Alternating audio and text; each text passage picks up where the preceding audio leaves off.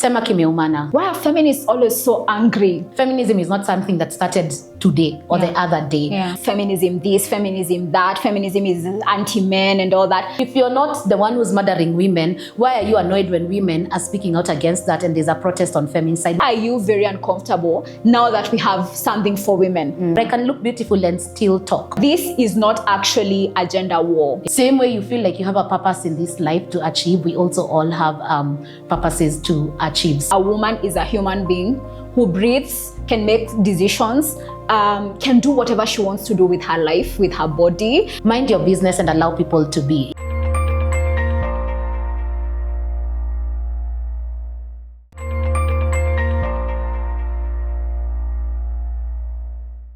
Hello everyone. We are so happy that you could join us, and we also invite you to like our content, subscribe, follow, as well as share with your friends and family.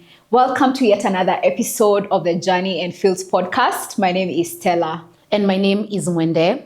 Sema kimeumana. Kimeumana. There are some things that have been happening. We've been watching the news, and Stella and I felt like this is the right time to have a conversation that also focuses on feminism. So pretty much today, we'll be thinking through what has feminism got to do with it in relation to some of the things that we've been seeing in the news. And to start us off, I'll read something. It will also be on the screen for you. To prevent another man from taking her, I decided to destabilize her. So I made sure every year she must give birth. You know, when someone is pregnant or breastfeeding, no one notices them. I knew after several children, she'd be written off. Those who used to admire her would move on with their lives. I'm the opposite of tall, dark, and handsome. I'm short, brown, ugly, and disabled. These were words that were said by David Olesankok, who is currently an MP at the East Africa Legislative Assembly representing Kenya. Stella, when you saw that, what did you think? A moment of silence first. I think we need to first digest or even try and understand, comprehend what kind of impunity that came out of that statement. Because first of all, that is so unacceptable. It is disrespectful. Of course, my first thought was, what the hell? What the hell, auntie? What, is this 2025? Is this somebody who was in Kenya's parliament? Is this a former nominated member of parliament? And wow. Yeah, that's what I thought. Because he was very clear that he is unapologetic about what he thinks about women, first of all. You know, that he has a problem with the woman in his life being admired. Just being admired, which is free of charge. Like, imagine. Somebody can admire you and not do anything to you. Yeah? And how that is so problematic to him that he has to stop it. Yeah? So that she's no longer admirable, so that she's no longer seen. You know, and he feels that he has the power on her behalf to stop it because she doesn't have power. Completely unacceptable. And I can't even begin to imagine how many people look up to this person as a former nominated member of parliament and current member of parliament. But also because it represents persons with disability as well, knowing too well the intersecting identities amongst women who are also persons with disability. You know, what that does to them. But also women in general, really. So yeah, and completely unacceptable. You know, when I had that, I felt like there's so many levels of things to discuss here because first of all, this is someone who is representing us in spaces where they should be speaking for us. And if he can say this right in front of the whole world to see, because he was not saying it there for the 10, I don't know how many people he was in addressing. His house. He wasn't saying he wasn't saying it in his house. He said it publicly, and that goes to show even what kind of levels of things we are dealing with. And that is just a huge form of patriarchy. You know, the fact that, first of all, he can decide that this woman will be pregnant every year, as if she has no choice. Secondly, the way that she was saying that he has a problem with her being admired. So what is she supposed to do? Is she supposed to cover up? Is she not supposed to leave the house? What does that mean really? Like, I feel like the way he speaks about her, it's as if she has no autonomy. It's as if she cannot be able to make choices for herself. Right. It's as if he has to be the one to make the decisions. It's as if this person really does not know what they want to do with their life. So someone has to make the decision for them. And I think when we tie this to what feminism is, which we shall continue to talk about more, one of the things that we definitely watch out for when it comes to feminism is patriarchy.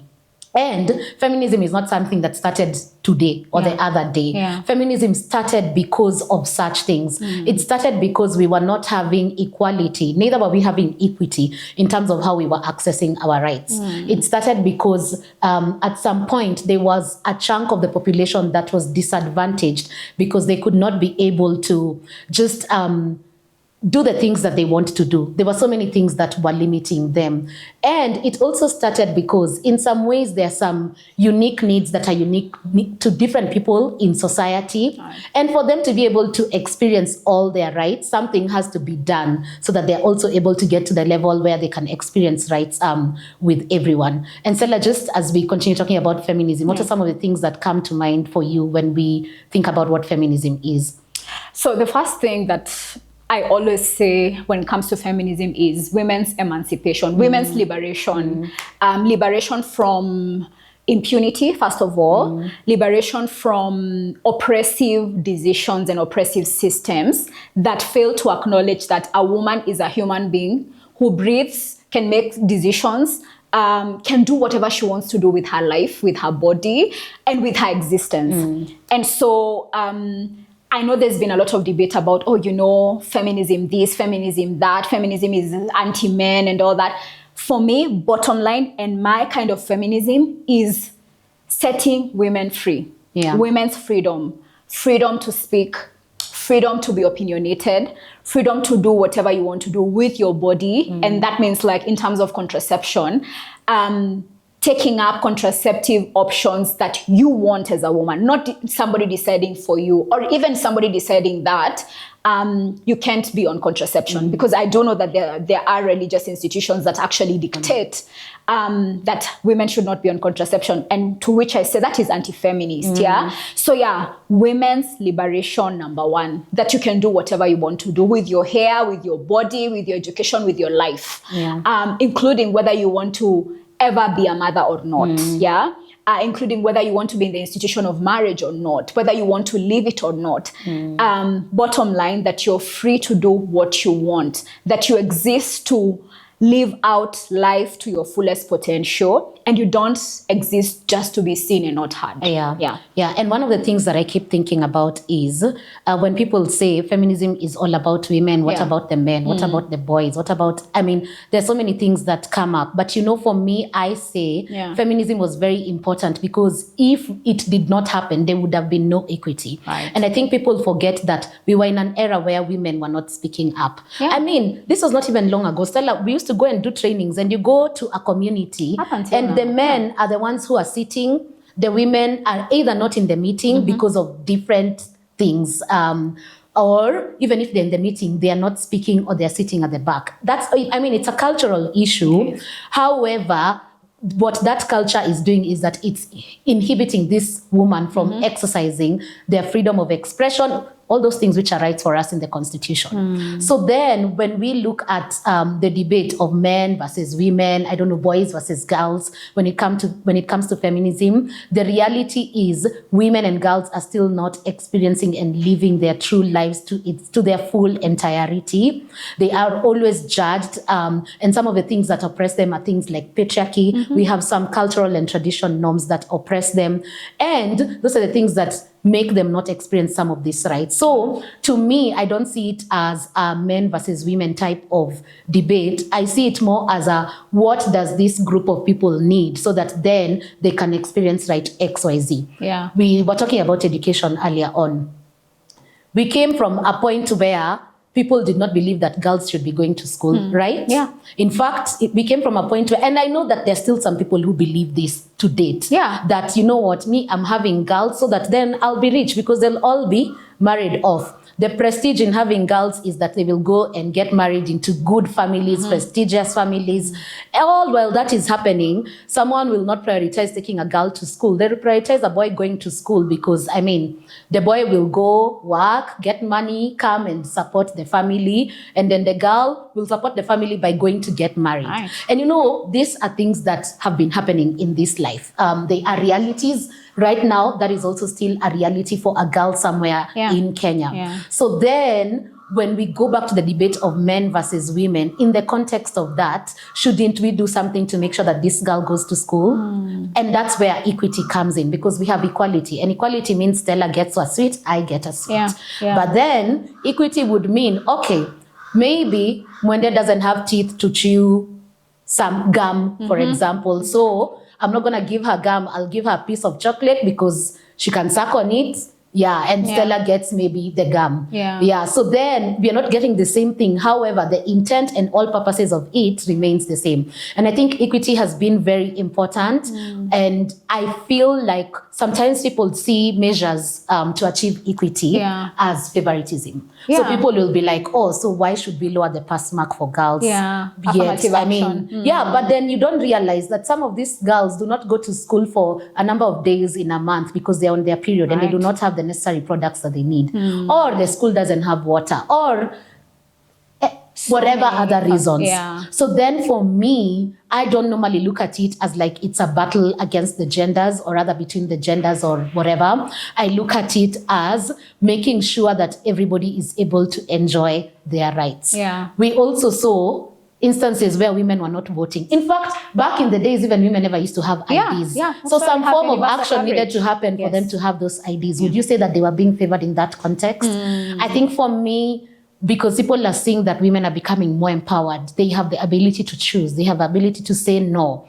Yet, culturally, it has been that women are not supposed to be heard, they're supposed to be seen. As a woman, your work is to look beautiful. But I can look beautiful, and still lead, or I can look beautiful and still talk. So then looking through all those things, I kind of feel like sometimes people speak from a point of ignorance.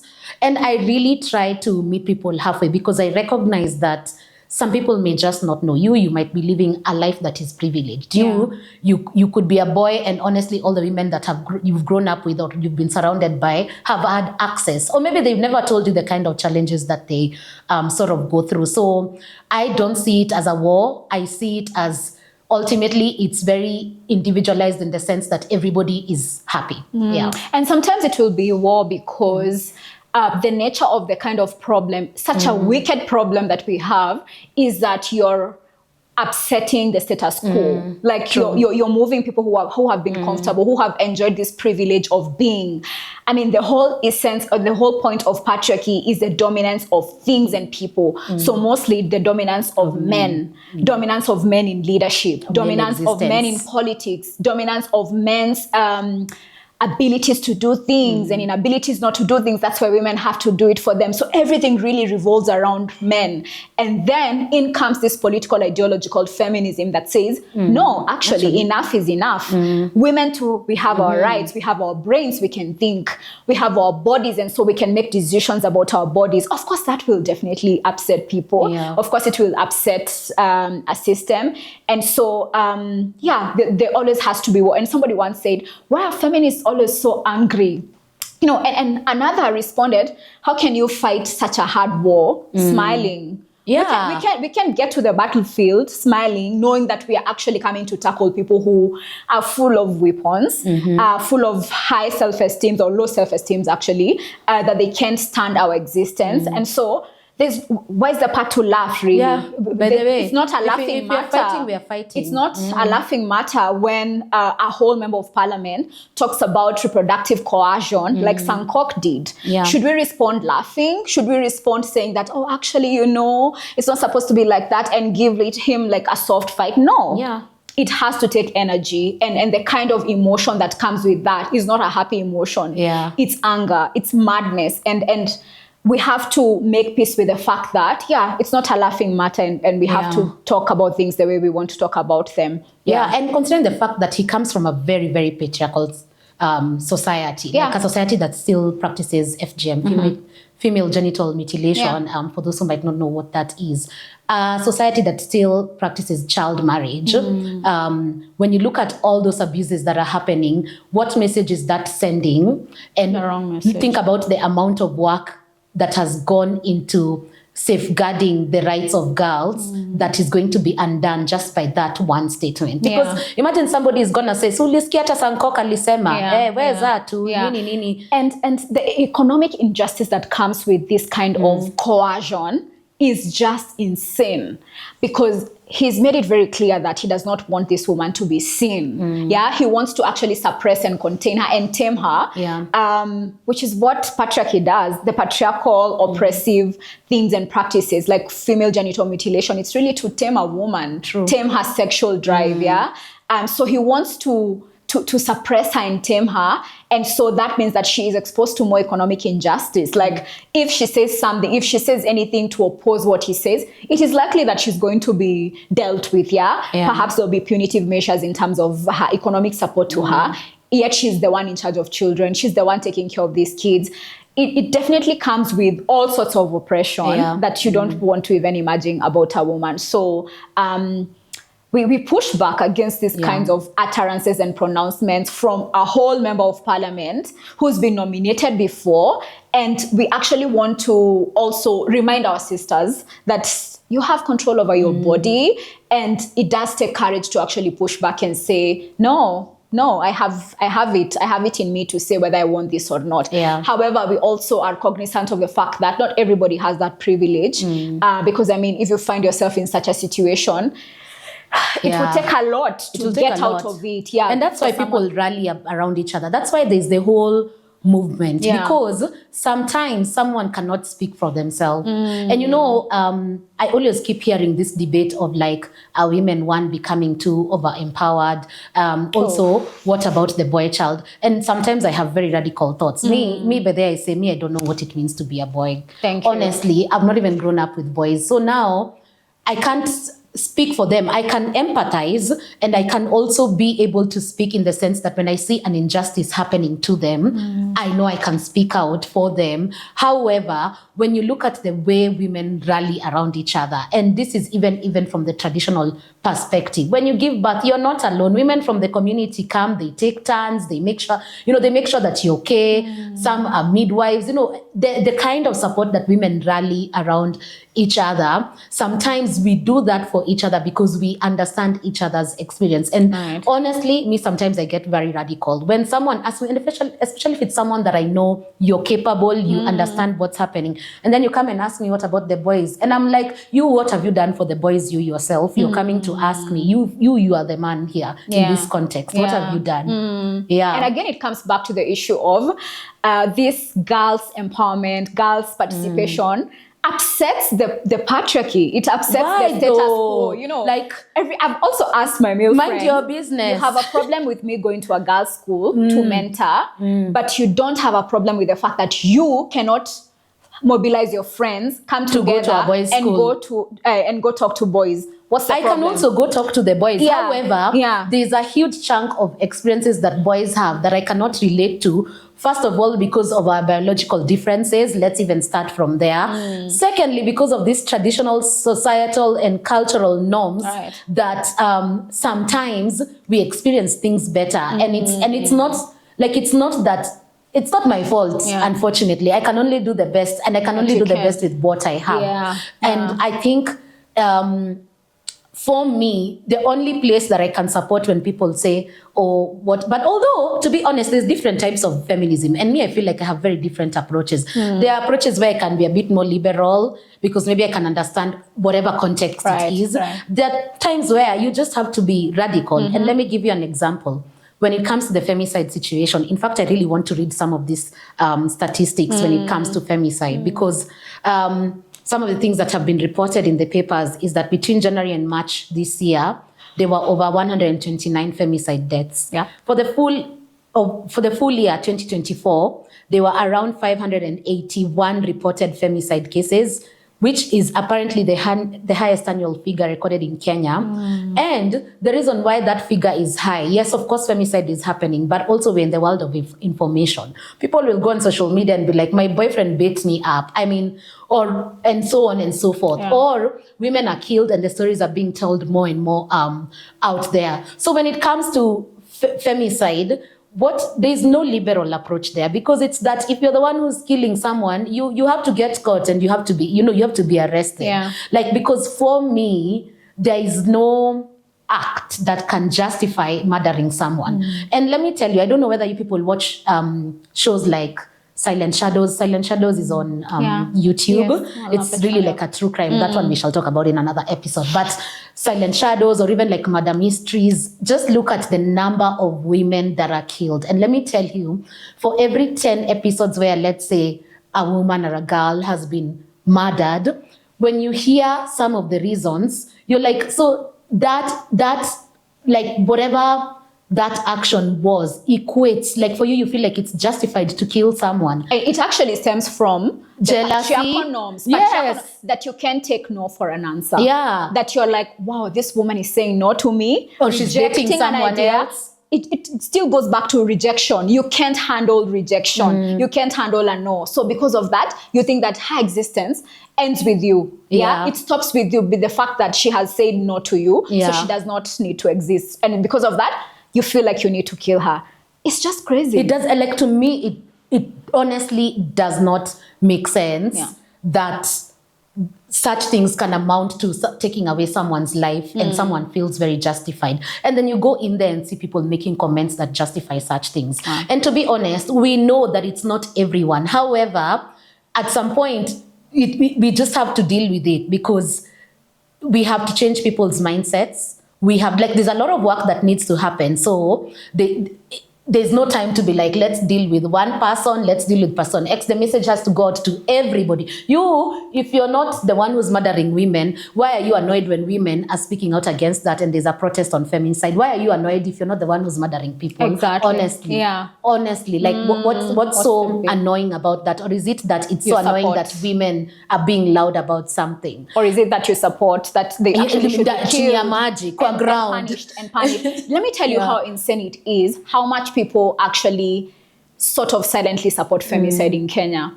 Look at the femicide petition that has been going around. It actually just reached the 100,000 signatures threshold. After quite a while. Yeah, I think it was more than 3 months. Just for 100,000 signatures to make femicide declared a crime, exclusive crime, Were it a petition on impeaching, most likely a woman leader, it would be 1 million in a week. Yeah. But it took a femicide petition more than 3 months to actually get 100,000 signatures. That's how far we are from women's liberation. And that's why now more than ever, we need to discuss about feminism and feminist principles openly, so that people understand why it's an important thing to have. It's an important thing to even practice, and it's an important thing to understand that this is not actually a gender war. And maybe just to make it very clear, girls' empowerment, women's empowerment is in no way a disempowerment of the boy child. It's not. True. But what we must really do and strive to do is that we don't just bring boy child disempowerment only when we hear that there is girls' empowerment. Can it actually be something that is held seriously by the leaders of this country, and especially by men? And so that it doesn't just come up only when we talk about we are mentoring girls, we are having a women's empowerment program, and then now people will be like, and where are the men? Well, men have been benefiting from all these privileges for the longest. Why are you very uncomfortable now that we have something for women? Why didn't you already see that this was a need that you need to talk? And I agree, men need to talk a lot more. They need to meet more and talk. However, why is it only a big deal when they hear that women are being empowered, when they hear that women are coming together for their own program? And I'm telling you, up until now, there are so many things that I know, so many initiatives that have started, even in this year of the Lord 2025, and men are still asking, why are you just doing this for men? True. Why are you? No. Why didn't you start something for men yourselves? Why is it a problem? I really don't understand that. And I'm sure that we'll continue to do more and more episodes around this. Leave your thoughts in the comment section, because we definitely love to hear what people think. Because ultimately, as we mentioned, it's about everyone being able to experience their rights and enjoy their rights, and people feeling like they have some freedom in their life and they're not under scrutiny. Right. Like, there's just so much to unpack. I feel like when it comes to feminism, we could even have a conversation around dating and feminism, money and feminism, workspace and feminism, religion and like those are all even topics that we could have for our YouTube episodes, because some of the other things that, when I sit with some people, they talk about even how dating is so hard because now, for example, women these days are so empowered, etc. And me, I really struggle, because then the same men sometimes are the ones that say, me, I just don't want a housewife. I want a woman who can also come and, bring in something. But the same person will say they don't want chakula ya fridge. Chakula ya fridge, ataki chakula ya fridge. Nitaenda kazi saa ngapi ndio tukue partners. Surely. But there's something and I don't like I like cooking, but I don't like cooking like that. Anyway, there's just so much to unpack. And I'm really looking forward to us doing more and more episodes that even focus on singular issues. And I would love for us to even have some of these conversations with like guests. If you have people that you think we should host for some of these podcast sessions, please feel free to let us know, because there's just so much to talk about. Even I think Stella and I could keep talking, and there's so much that we're still gonna talk about. But there's something else we need to unpack, though. Yeah, I don't know the clip. There was a clip with politicians, one of them being a woman, and she was being asked to turn, and the crowd was being asked, "What do you think about this woman?" We are starting the clip now. Now. Huyo mama ako sawa, si sawa? Ako sawa hata vile alivyo, akipinduka mnafurahi siku zote. Wapi vikelekele ya huyu mama? Huyu mama akiwa kwa kitandani, si unalala kabisa Utaamuka kesho ingine, sio? Atoshi. Yeah, for me, I think again that's insanity of the highest order, and I know that the said woman leader did do another briefing to say that she was not offended and all that. But to be honest, as a citizen of this country, represented by her, because she's also been my woman rep before, I felt very offended, because when you're holding such a space and when you've held such an important space that actually is an affirmative action seat for more women to be in leadership, then you have to understand that you don't just speak for yourself. You speak for me as a citizen as well. And why I was offended by that clip is it went from now actually appreciating and acknowledging the kind of leader this woman is to other things that are so irrelevant to the people of Kenya. Yeah, exactly. And also like charging the crowd to also remove relevance from the kind of leader this woman is. And that is completely unacceptable. Like, some of those comments are so sexist, and unfortunately, the truth of the matter is that those comments are made a lot more about women rather than about men. I haven't heard any very rare, very rare, by the way, that you will see, let's say, a female politician and a male politician standing together, and the female politician is there saying, "Hey, unaona venye amevaa shati mzuri anakaa aje leo?" And alluding, exactly. Alluding to the man's sexual performance. Yeah. To try and show that, okay, this person is not a good leader because unaona hata nyumbani hana watoto. Or he's not married. Actually, that marriage one, another topic. Yeah, how do you balance between work and family and all that? And if you don't have family, the question is, when will you have? But you don't have a family. Actually, it's now. So then I don't look capable enough. First, go have a family and then we can talk. Have you ever gone for interviews where they've asked you, "Are you married?" etc.? No, I haven't. Those kind of questions.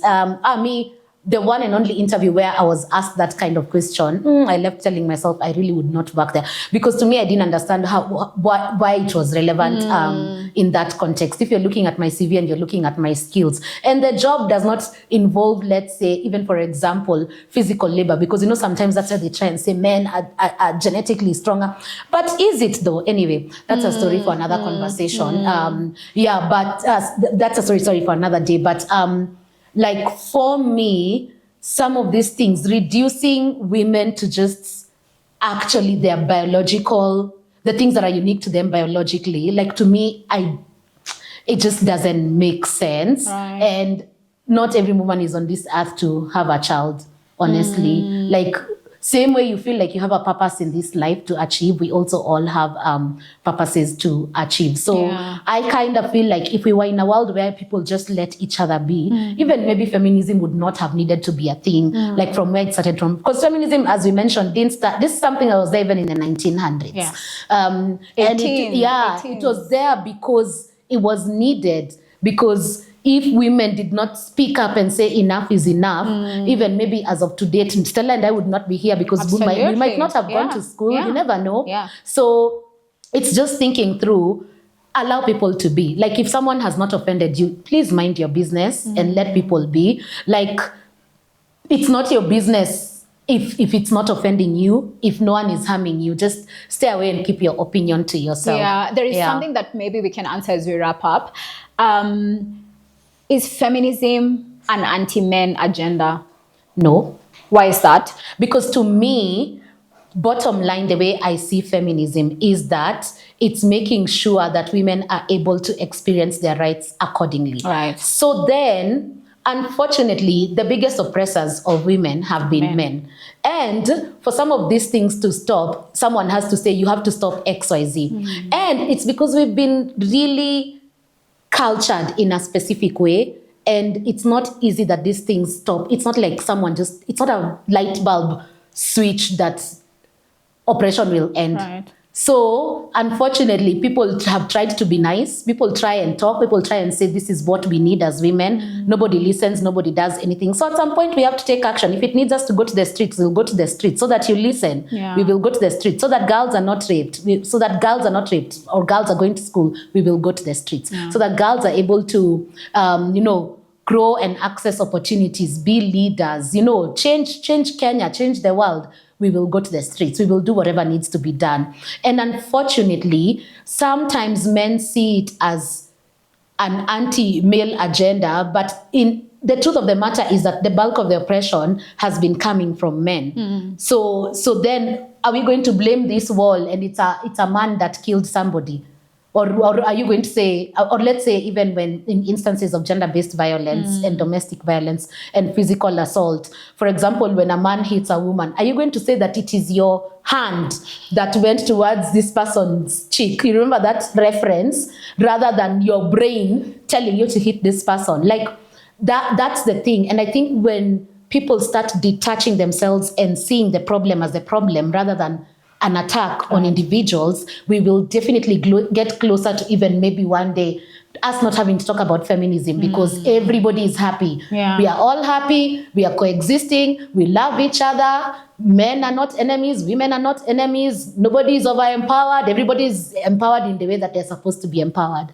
But for that to happen, it's just a lot. There's a lot of societal norms that need to change. Cultural, economic, like every aspect of our lives. So I kind of feel like when it's said as an anti-male agenda, to me, actually, if you look at it as this is the problem, you will not see it as me as a man, I feel castigated maybe because of XYZ. It will be, this is not, I shouldn't be calling women this. Okay, that's it. Like, let's move on. Like, listen to it. No woman likes being called XYZ. Say you won't do it again and let's move on. And probably in future, nobody will have a problem with you because that one problem that they had, you've stopped. So it's just thinking through what do we need to do so that everybody is happy. And it goes back to that point that I was saying, like, mind your business and allow people to be. It is not your business if I've worn a short skirt I mean, you, if you can't control your urges, you are the problem. I'm not the problem. I might have worn my skirt, but I have not come to approach you. I'm not soliciting anything from you. So why should you come and tell me, hey, madam, hiyo nguo yako leo? Yeah, I know that the anti-men agenda, which is a false narrative, of course, came up because feminism was challenging this whole notion of patriarchy, which is about male dominance, that men only should be the ones being considered for many things, you know. And of course, because it would face a lot of, what is it called? Like people pushing back. Of course, they thought that, maybe we should, just the same thing that they say about women are their worst enemies and all that. It's still another reactionary way of tearing women apart.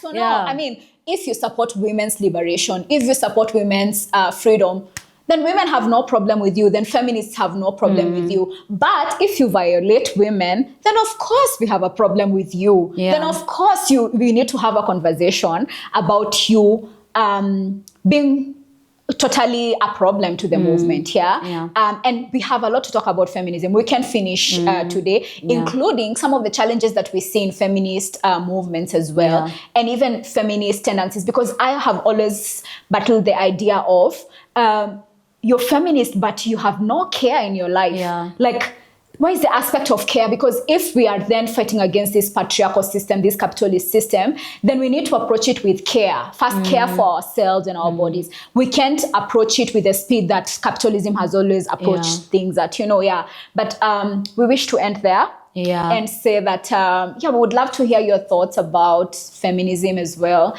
What are some of the misconceptions, the myths? Maybe that's something we should do next time. And who are some of the people that you think we can engage so that you get to understand feminism better? And we hope we can also baptize you with the fires of feminism, and you can join us. Kokea feminism. Kokea. Anyway, thank you everyone, and we'll see you at the next episode. Bye. Bye.